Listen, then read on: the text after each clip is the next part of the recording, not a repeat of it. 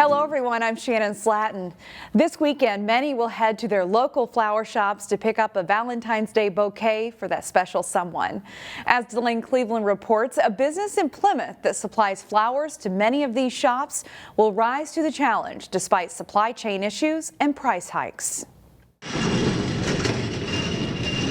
It's the Super Bowl of holidays, it really is. For millions of people out there, Valentine's Day is the most romantic day of the year.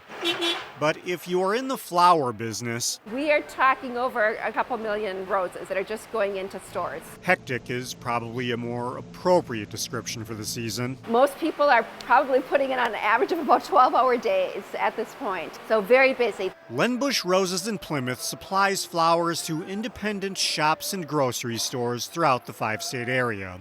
Many of those flowers originate in South America. We have semi-trucks of flowers coming in about every 2 days, and there's nonstop. It's the job of staff members here to arrange those flowers and get them sent out to local shops so they're shelf-ready by Valentine's Day. However, this year has presented some unique challenges due to supply chain issues. You know, a lot of flights out of South America have been delayed due to different things happening in their economy and with labor in their area as well. Then that delays, getting flowers on trucks in Miami. And then sometimes things happen then in Miami and it delays getting trucks up here.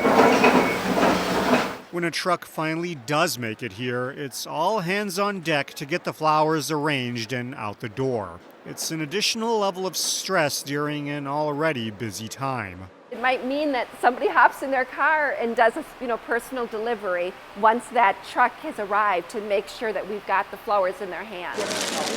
The goal this year is to get a couple million roses into stores. As difficult as that task may be, they know they're doing important work to help people say I love you on February 14th. What we get to do every day is to spread smiles and bring smiles to people through the flowers and the joy that it does bring.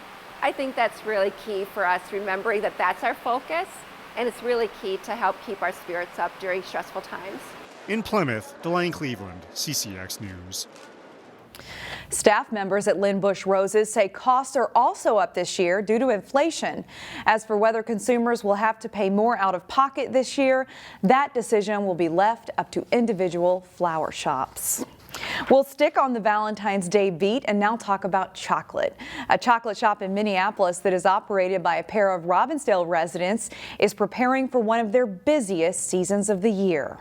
It'll be pretty crazy. Valentine's is one of our 3 or 4 major chocolate holidays. Joe Skifter and chocolatier Stephen Howard have operated Dancing Bear Chocolate on the north side of Minneapolis since May 2020. And their signature item for the holiday is an assortment of heart-shaped truffles, which they make entirely by hand. The owners make plans to be well stocked for the big Valentine's Day rush.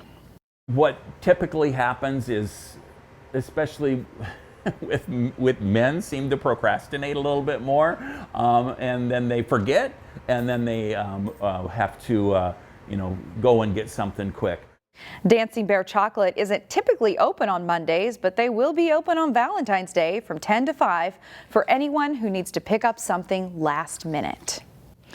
If you're looking for an outing with your sweetheart, consider taking a trip to the Robbin Gallery to see their most recent show. Artist Andrea Cantor told us she'd like for more people to give her abstract art a chance.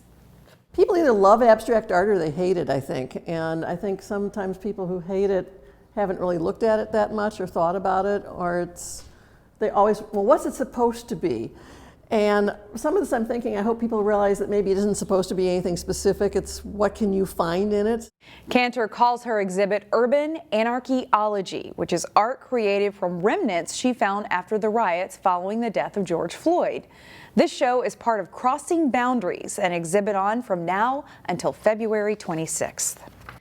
This year's Winter Carnival just wrapped up, and you might be surprised to learn a Brooklyn Park man had a large hand in it all. Jason Malello introduces us to the Vulcan King.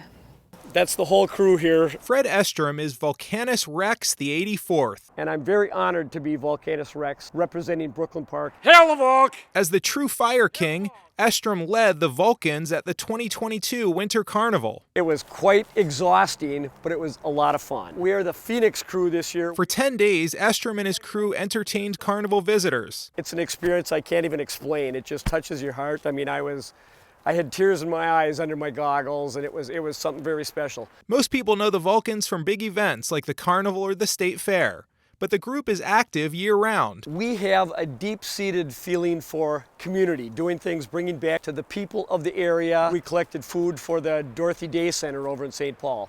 We had a fire truck full and another truck full of food that we brought over to them. Being a Vulcan is a big commitment. It's sometimes a fashion show at our house. Just ask Fred's wife, Terry. A third to a half of our house is dedicated to Winter Carnival related activities. Terry was the Winter Carnival Northwind Princess in 2001.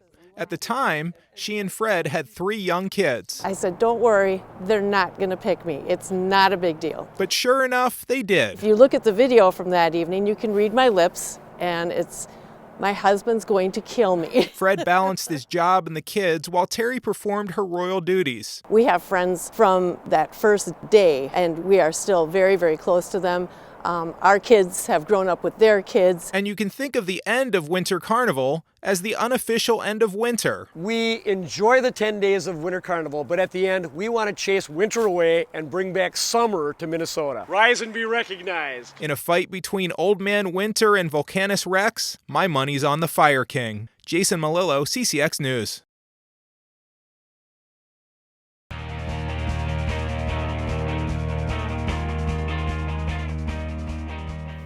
The Champlin Park boys hockey team is on a good roll. The Rebels took aim at their 6th straight win when they faced a longtime power.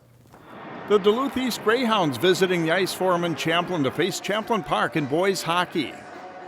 The Rebels strike early as Drew Bellison forces the turnover in the neutral zone and heads the other way. He sets up Evan Williams for the nice goal just under 2 minutes into the game, and it's the start of a big period. 2 minutes later, Bellison takes the next one himself. He carries it from end to end and then zips the wrist shot home from the slot, and it's quickly 2-0 Rebels. Still in the first, and Matthew Blodgett fights through the defenseman up the right wing. His pass attempt deflects in, and Champlin Park is all over the Greyhounds to lead 3-0.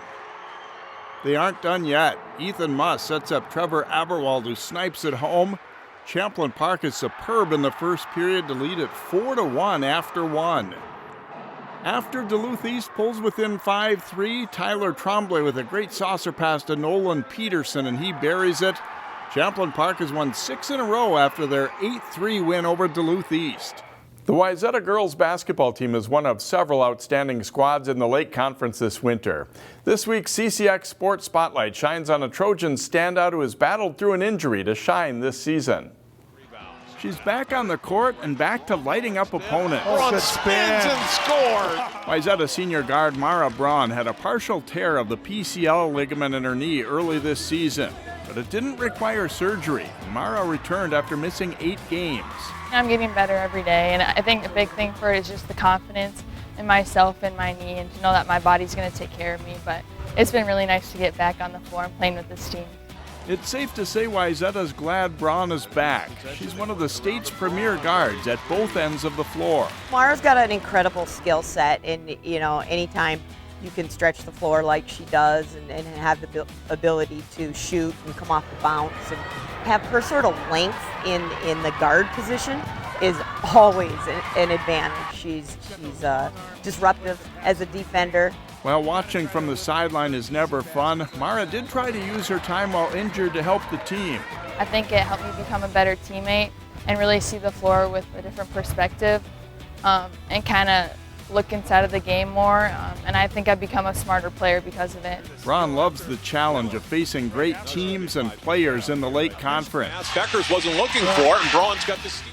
As a young standout for the Trojans, she didn't blink when facing the now legendary Paige Beckers of Hopkins, who has battled an injury of her own this season at UConn. And I think Paige Beckers knows that Mara Braun is coming after her. It was a super cool experience, and obviously to see her progress and how she's doing right now. Obviously she was set back too, but we know that she's going to come back stronger than ever. We've seen how she's played, so it was just a really cool opportunity to be able to say I played against one of the best in the world. She's a great shooter, passer, and defender. You may also not want to engage Mara Braun in a free throw contest.